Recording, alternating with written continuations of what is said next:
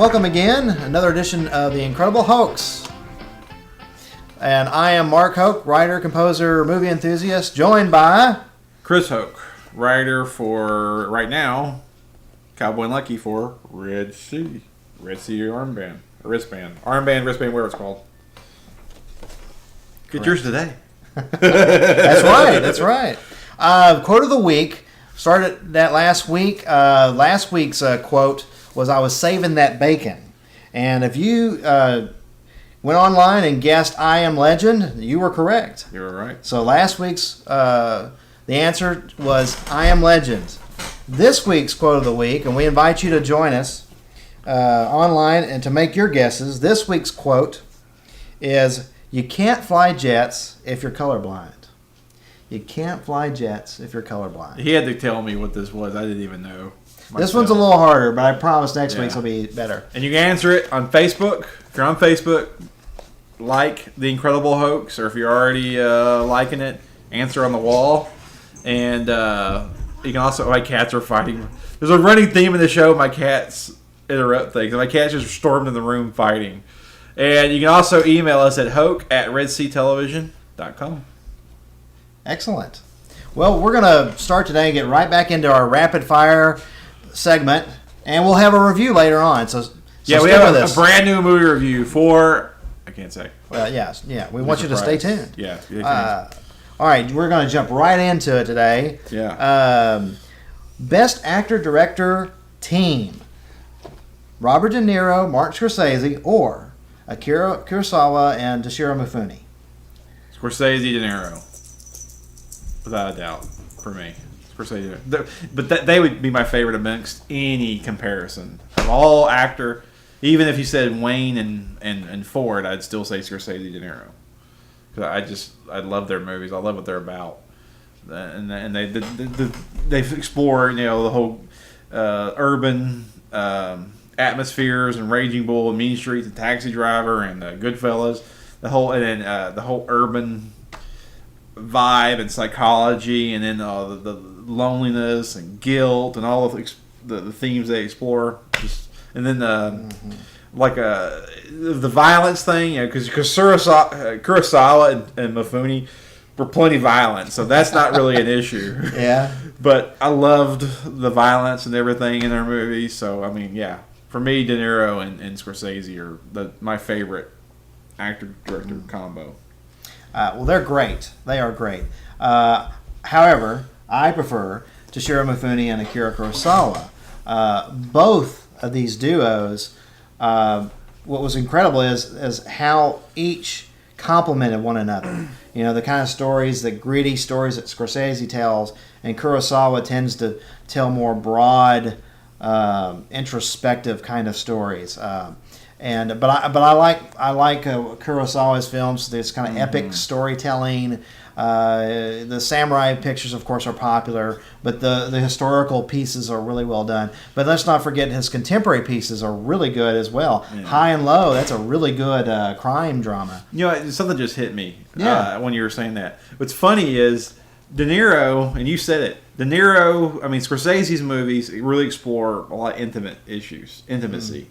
And Kurosawa used the broader strokes, right? And you liked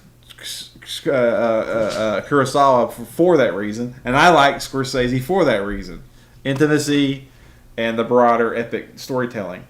But personally, you're a whole lot more intimate person, and I am the more loud, tell you whatever I'm thinking, and you're a lot the intimate, introspective person, and I'm the more loud, obnoxious one. Yeah. But we like the movies of the opposite. So what you trying to say? I don't know what I'm trying to say. Some psychologists out there could probably answer that question. I don't have the answer. I'm just observing. Next week, a special guest. But it's true, isn't it? Yeah. Well, that's a good point. I can't argue and deny anything you just said. Yeah. You always like the epic movies more than I do, and I always like the little independent sort of intimate type movies more. I saw that for that movie Closer. I saw that movie Closer. I was just, oh God, that's like the best movie, and you're like, eh. Yeah, I was like, yeah, all right. But then freaking I don't know what's some epic that came out and just blew your socks off. But I don't know. Recently? Recently, it's been a while. Well, you know, epics. I liked Atonement. Yeah, that's a good one. I thought that was great, and then when you watched it, you were like, eh. Yeah. Really? Yeah, he was that like whole all scene over. that went on like for 15 minutes, one take. Yeah. And they're like got the choir going. I love that It stuff. had the battleships and everything else. Yeah, they're bringing in, choirs from angels. And you just love that freaking movie. And I saw it, I was kind of like, yeah, no big deal to me. Strange. But yeah, if you know us, if those that know us or you don't, he's way more, introspective. And, right. And I don't know. I guess intimate's a good word. I don't know if it's a fair word. No, that's fair. And I'm the holler and I fart and, and I'm the one that's always very obnoxious, I guess you might say. Anyway. That would be something people would hope would be a private problem, It's the flatulence issue. Yeah, exactly. Anyway. Well, there it is. So, I like farting and Scorsese. No connections, Mr. Scorsese, if you're watching this at home. Yeah, we hope he doesn't take that Because if you're watching this, I would totally love you, and I would I'd kiss your ring to work on your movie. Yeah, he's awesome. Did we mention he was awesome? By the way? Yeah, exactly. Sorry. Gee, Mr. Scorsese, I love your pictures. I saw what you said on the internet, you little bastard. No! So as this will be our last episode, Scorsese's going to shut us down. Yeah, between cats and Scorsese, You compare my movies to farting with we could get canceled any second now. Anyway, how are we doing on time? Oh, we're way over as usual. Oh, okay. One more question. Let's do one more. One more question. All right. Why not? Which is preferable on a adapted screenplay? Faithful representation of a book story or capturing the spirit of the book? Whichever makes the best movie, and that's going to vary from book to book and movie to movie. But if being a faithful to the book makes for the best movie, do it. I know that's somewhat subjective, or quite a bit subjective, but No Country for Old Men was supposedly faithful to the book, and it made a hell of a movie. And there's other books out there that just go on and on. They're not movie quality. Well, the Bible, for instance. I mean, people always say, well, you got to make a faithful adaptation of the Bible. But, I mean, honestly, if you was going to take it and make it word for word, there's some stories in the Bible that would be kind of dull. So to make a movie to interest the viewer, you got to do things sometimes to make for the best movie. Right. Well, like little personality traits. Well, the Bible doesn't really give you like that. The Apostle Paul, for example. What if he had OCD? Yeah. Well, it's not a sin to have OCD, but it's a personality trait. Take it. That would be interesting. Well, there's quite a bit known about Paul, but take it to somebody in the Old Testament that we know very little about. Okay. I don't know. I'm drawing a blank right now. Well, Moses. Yeah, we don't know a whole lot about Moses other than the big stuff that he did. Well, supposedly he had he wasn't good at speech. Yeah. Well, is that to be taken literally? That he literally? I don't know. You got to fill in the gaps a little bit. Yeah, exactly. To make the best movie.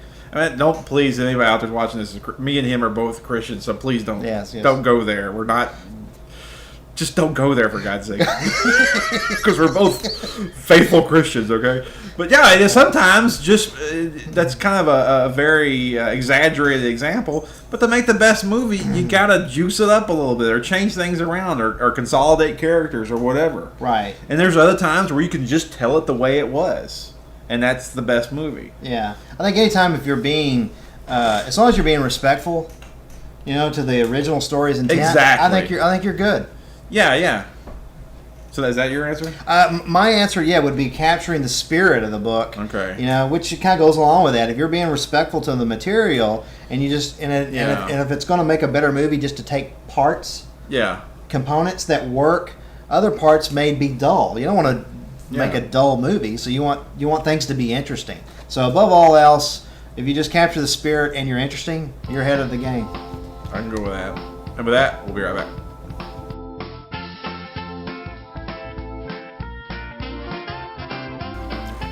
Welcome back. Our next segment, we'd like to talk about a brand new film by director David Fincher, and it's called The Social Network. That's right, a brand new movie review. Yes. Thoughts about it? Your early impressions? Oh, dude, First impression? It's one of those movies. It kind of rarely happens these days, but within the first 10 minutes you're going to like this movie. And by the time the movie was done, I was like, this is a great. I think I even looked over you. The first thing I said was, that was a great movie. Yeah. It's just a great movie. The dialogue is just it's just spot on, and just the rapid pace of the dialogue is just very exciting. The pace of the movie is extremely entertaining and exciting, and just complicated, complex characters. It's not all cut and dry. Nobody's overtly the bad guy. Nobody's an angel either. It's just everybody's got motivations and personal agendas and inner demons, and it's just a really, really, really multi-layered, expertly put together movie. So we haven't devised a star rating or I kind of like to use the 4-star system. That's what I use. Yeah. So a 4-star system, with 4 being great, I would say it's a 4-star movie. If it doesn't end up being my favorite movie of the year, it'll definitely be in the top 3. I can assure you. Right. Well, I would definitely agree that it's certainly one of the few 4-star films from this year.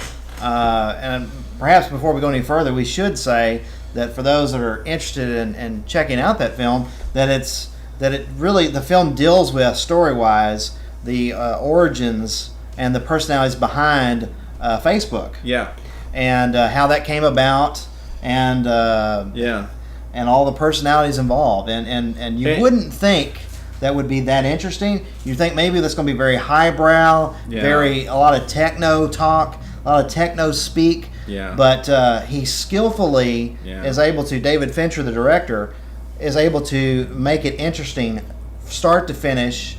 One of the things he does early in the first half hour or so is to do a lot of montage editing. He keeps it quick, fast, and you're able to you bounce back between a later part in the story and the early parts as you see how things are kind of coming to a head. And there's not a dull moment in the picture. Well, the thing about it is it doesn't go too far in dealing with techno stuff or litigious stuff or a soap opera type emotional crap. I mean, it's all that stuff's in there, but it's blended perfectly to where he gets the most bang for his buck, and it's I think, and I have to say I've not seen Zodiac, which I know a lot of people out there, you're a movie buff and haven't seen Zodiac, so I'm sorry, I beg your forgiveness, but I've not seen Zodiac. So having said I haven't seen Zodiac, I think it's easily Fincher's second best movie, only behind Fight Club, which I'm a huge Fight Club fan. Right. So that's high praise for me. Yeah. Well, I have to agree. Actually, Fight Club is, I think, still his masterpiece. Yeah. But today, after seeing this film, well, he just gave us a second masterpiece. Oh, it's absolutely it's really brilliant. good. It'll be nominated for Best Picture and director. And screenplay. The screenplay ought to win. Oh my God, should that screenplay win? Masterful dialogue. I mean, just command of dialogue in this film. If you're not a film buff and you always like, well, how does the script affect the movie? And you genuinely, honestly want to see a movie that the script you see an example of a really well written movie. Well, this is it, because it's right there. You can tell it's on the page. The dialogue and the structure of it is just tremendous. I mean, it's I can't think. The guy who wrote it escapes me, but he's a veteran, and I've drawn a blank now. Who it was? Totally drawn a blank. Some movie review show. We're the only movie review show that forgets the names of people we're talking about. Well, of all the notes I made, I didn't make that note. Well, whoever you are, Mr. Screenwriter, salute to you. I did want to. As soon as we stopped. I know who it is. I'm sorry. Aaron Sorkin. Yeah. Aaron Sorkin. He's sorry. the like West Wing and all that stuff. Yes. Yeah. Excellent job. Oh, yeah. You knocked it out of the park, brother. And I did want to commend commend, actually. Yeah. 3 great performances in the film. Justin Timberlake is an outstanding supporting He's performance. the man in this movie, man. Jesse Eisenberg in the lead role is fantastic. Terrific. And also another supporting actor, Andrew Garfield. These 3 guys are going to be in the discussion for best performances of the year. And don't let their youth fool you. It's great performances. At least I could especially see the guy who plays what's his name, Garfield. Yes. Yeah, he plays basically the co-founder of Facebook. Yeah. And he could definitely be up for like a supporting nod. And I could even see old JT being up for a supporting nod. He is really good at it. Right. But yeah, at minimum, this gets nominated for picture, director, and it better win the screenplay. Oh my God, is that a good screenplay? Well, yeah, this is a case of a guy. Well, going back to Timberlake, is a guy that had a small but significant role in Black Snake Moan. That kind of got him the ball rolling as far as the acting side of his career. Yeah. This performance is going to turn heads. Yeah, I'm not a big fan of that type of music he does. I mean, God bless you if you like it. It's just not my cup. I'm a U2 fan, so I mean, if you can see the edge of a poster, that's U2. Yes. So JT doesn't exactly do U2 music. So, but having said that, I respect him as an artist, and boy, he got a new level of respect out of me. Absolutely. Well, and one last thing, I guess we should. I think we already kind of hit on this, but our favorite film by David Fincher, we both agree, was Fight Club. Yeah, again, I have to say I haven't seen Zodiac, and I know I've had many a movie buff like, I haven't seen Zodiac. I'll get on it. I'll see it this week, for God's sakes. I'll have to see it now. But it's just one of those movies that came out at a time where I just wasn't I was in a bad spot. Right. And let's talk about that for a moment, shall we? I was going through a bad time, and I didn't see that many movies. No, I'm just joking. No, I just missed that one. I just missed the clouds are partying now. No, I just one of those movies I missed. I just never got around to seeing, so I'm gonna check out Zodiac. But yeah, it is a sturdy crime drama worth checking out. Not just you, but folks at home. Okay, I'm gonna watch it. It's my homework.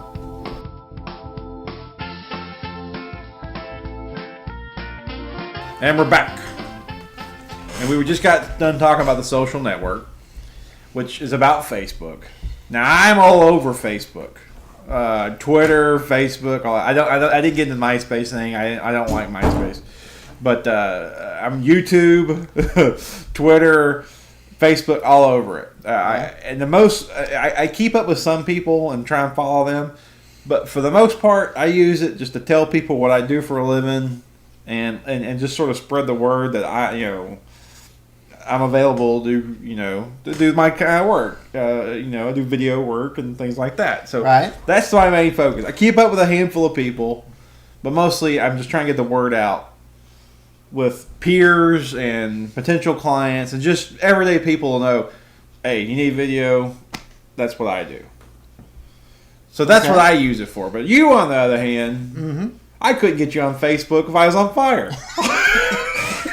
I'm surprised you let me post the Incredible Books on Facebook. So what is? Let's talk about for a minute. This is not just a movie subject. We're a movie show, but this is a little bit like divergent off of movies. But we're expounding on the theme of the social network. So the whole thing, and Jesse, the Zuckerberg, was that his name? The founder, Mark Zuckerberg. Yeah, his thing was, according to the movie, that he really longed for connections and friends. He was just kind of a dick. He's is that one of the 7 deadly words that we can't say on TV? Well, we said tit on the other one, so I figured it was open. Well, let's name the other 5. No, next week. Next week, I promise. Is that really a 7 deadly word? I'm sure it is, yeah. Oh, well. Cat's out the bag now. Anyway, it's the internet, for God's sake. I heard. It's a rumor. I heard that. Yeah, go ahead. It's a 7. It's the net. Yeah. Anyway, back on point. Yes. He was kind of a jerk, but he really longed for friendship and to be liked. He wanted to be liked. He's kind of like Michael Scott in The Office. He wants to be liked. He just can't help himself. So yeah. What are your thoughts on it? I do it, like I said, mostly to tell people what I do. And I keep up with a few friends. Right. Well, it's kind of a Generation Y thing. As far as I can tell, they're used to being more connected. They're growing up in an age where you can have a phone of your own and text one another. It really is. We're kind of in an information age, and I grew up in an age, the Gen X age, where you didn't necessarily have all those tools at your disposal. So I'm used to getting along without it. Yeah. And at some point, for me, that's just a whole lot of work to have to keep up with all these people. So it is kind of, for me, it's work. They have to do all that. Plus, I don't like the idea of being tied to a phone. I mean, working for many years in the telemarketing business, and you're constantly on the phone answering calls. Just the idea of and I know it's Facebook, you're talking the internet, but still, it's the whole concept of being so plugged in that everybody knows or more information that I'd care to divulge. Yeah. So anyway, it's just my way of keeping a corner of my world to me, and it keeps it special. Yeah. So when you do share it with friends, it means more to me to share it. Huh. I just share things constantly on Facebook. I don't do as much. I used to do a lot more personal stuff on Facebook. I don't do it as much anymore just because I've got so many people on it, and I don't need somebody I don't really know in Houston, 3 hours away, to know that I took my kids to the movies or something. I mean, so I don't use it for that anymore. So it can be overdone, people using it for... Oh, yeah, people will post... I've just tweeted, I've just taken out the garbage. Yeah, and I've done it too. I mean, I'm guilty. I've posted as meaningless stuff as anybody. I'm kind of like Paul in the Bible. I'm the chief of sinners. Because I've posted all kinds of ridiculous stuff. I'm sure I've run people off and they've deleted me from Facebook and Twitter because I posted stuff. This guy again? And I'll have to admit, it bothers me. If I know that person personally... and they've deleted me, it bothers me. It usually affects the relationship. There's people out there, when I see them in public now, I don't talk to them because they deleted me from Facebook. And that might seem trivial and petty of me, and I would agree with that to a point. But on the other hand, I am who I am, and I'm showing it there, and if you don't like that, then you must not like me, or at least a part of me, so piss on you. Yeah. So it's kind of, I don't know, I like the whole connectivity of it. There's people I don't know on there that will post some interesting things sometimes. And there's other people that's like, oh my God, are they idiots? And I'll hide them or delete them or whatever else. Right. And I like the communal shouting, if you will, on there. Well, I don't know. I mean, you could take it to the level of, to a degree where I tend to like the exclusive nature of friendships, and all that comes with it. It's a person I consider a best friend. Yeah. I mean, I'll bend over backwards for them. I'll jump in a volcano. I'll really go to the mat for that person. Yeah. Now, but then Generation Y and they're being so connected, they kind of, you get it's almost a number count. It feels to me with all the counting of friends. And God bless technology, and if that works for people, that's fine. I'm not making any judgments. Let me be clear on that. Just me personally, it's not my thing. Yeah. I prefer to keep my friends close and your enemies closer and few. And my enemy is even closer. No, I'm just kidding. Well, no, I mean, I hear what you're saying, but I guess I don't use it for those reasons. That's the reason I don't have an issue with that. I use it, like I said, to let people know what I do for a living. Yeah. And, and basically, to be honest with you, I keep up with the friends I really want to talk to, I talk to them. Sure. And away from Facebook or whatever. And if I don't, then I don't. So I kind of have this circle of people, and it's not dependent on Facebook. Facebook is like it's almost like an alter ego, if you will. Right. And I mean, my best friends are my wife, my kids, you, and maybe a couple other people, and that's kind of it. Yeah. After that, it's either business or acquaintance, and I kind of like it that way. And so Facebook is sort of an alternate reality. It's almost like the Matrix. I mean, really, I'm not trying to be facetious, but it really is sort of alternate reality for me. Well, I think it's wonderful. I know that I don't let it dilute me. Okay. if that makes sense. Yeah. Well, sure. Go ahead. I was just going to say, technology is wonderful. So let me be on the record of saying that, emails, when that came out and became such a big thing, the idea of long distance friendships, you'd have people that would move 200 miles away.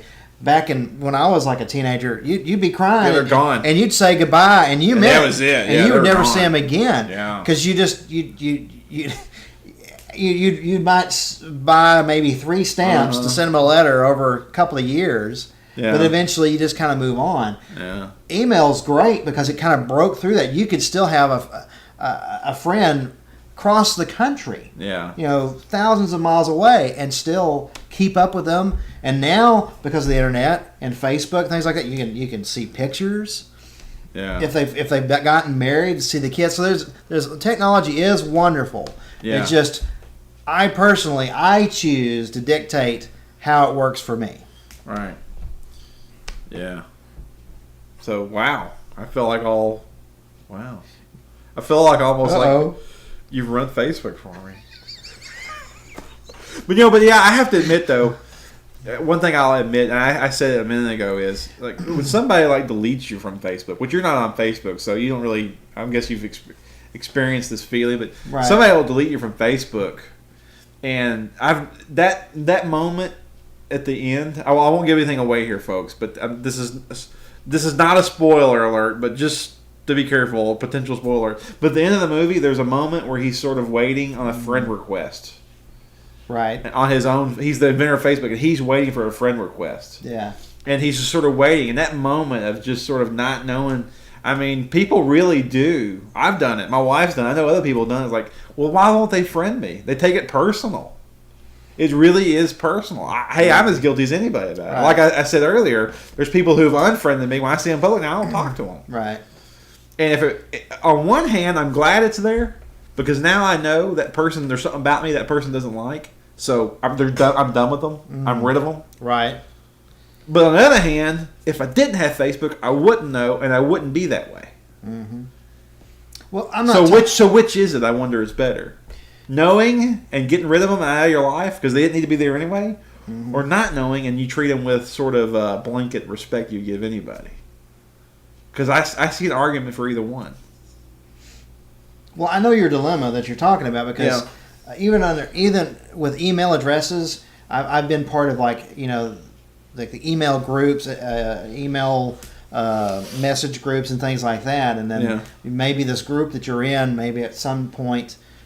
Yeah, it leaves you behind. Yeah, you move on or they move on, and all of a sudden your name's dropped. I'm not immune. I've had that happen to me, and you don't feel particularly great about it. Yeah. But it is kind of like life. I don't know. In a strange way, stuff like that is so much easier to do if you don't see people face to face. Yeah. But for everything you advance in technology, there is kind of something that.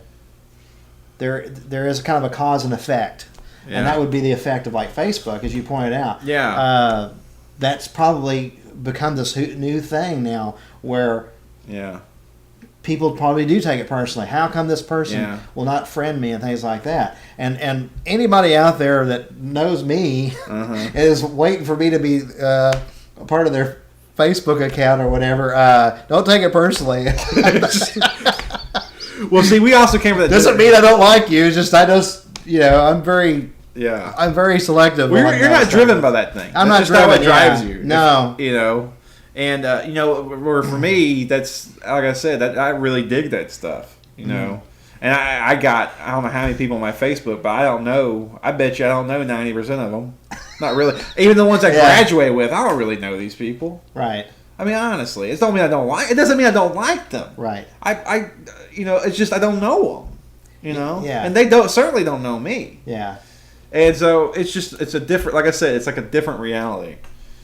And bringing it back to the movie to make it more about the movie, the Social Network captures that mentality that was behind it all. Sure. Oh God, is it the best? I mean, this is one of those movie of the decade type movies. I think. I don't know. I'm not saying it'll be the best movie of the decade. I'm not saying that, but I can definitely see over time it resonating. You know. Oh, I think that's brilliant. I'm glad you said that because for what Fight Club is to Gen X, Yeah. this movie will be for Gen Y. Yeah. Now that you said that, I agree with that. Yeah. That's awesome. Yeah. So with that, we'll be back. We'll be back.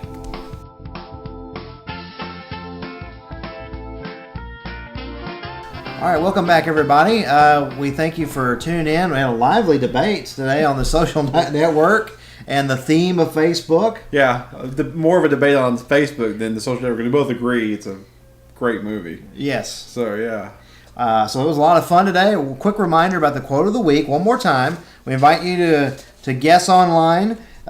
You can't fly jets if you're colorblind.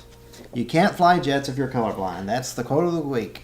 And if you know the answer, I'll tell you what we'll do. This is how we're going to do it.